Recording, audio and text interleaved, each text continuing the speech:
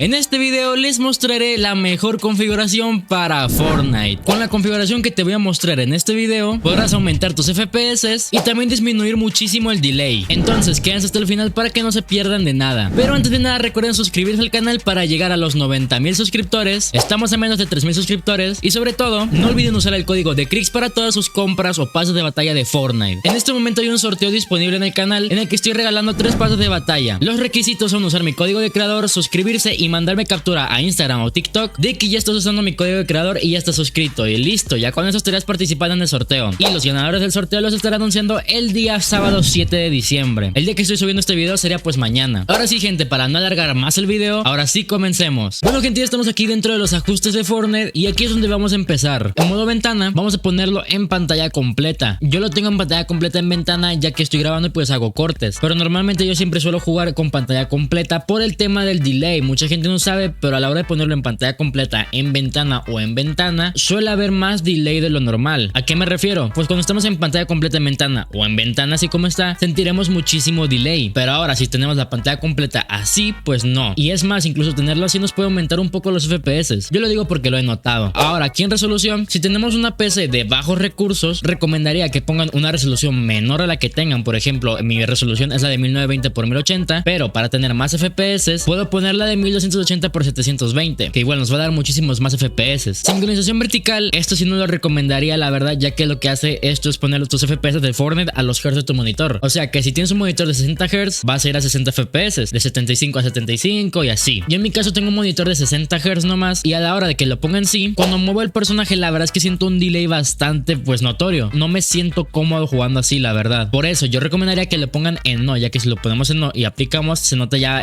no se nota ya el delay que diga. Ya cuando muevo el personaje no se nota nada el delay. Ahora vamos a una parte muy importante que son los FPS del juego. El límite de frecuencia de imágenes, normalmente mucha gente te diría ponlo en ilimitado, que es lo que mucha gente, por no decir todos, lo hacen. Si ustedes tienen una PC de muy bajos recursos o de bajos recursos, ¿a qué me refiero? Si tienen un procesador malo y así, o incluso un procesador con gráfica integrada, yo recomendaría que los FPS los pongan a una cantidad estable. No sé, pueden poner una cantidad como 30 FPS, 60, 120 o así. El chiste es que se le mantenga estable en esa cantidad. ¿Por qué? Se estarán preguntando. Si yo lo pongo en el limitado a los FPS, pues bueno, los FPS van a ir así sin límite. Ahorita estoy a 240, 250 FPS por ahí. Pero si yo me voy al administrador de tareas, la CPU, como podrán estar viendo, está usando un 50%. Ahora, si yo limito la cantidad de FPS a una estable, por ejemplo 60 FPS, como podrán ver, si volvemos al administrador de tareas, el CPU por su cantidad bajó. Ahora en vez de usar 50 está usando un 20%. Entonces ya me di a entender a lo que quise decir. Básicamente, si tenemos un muy mal procesador o incluso un procesador con gráfica integrada, lo recomendable no es poner la cantidad en ilimitada como mucha gente quiere decir. Siempre lo recomendable es tener una cantidad que se te mantenga estable, ya sea 30, incluso 60, 120, 144. En mi caso,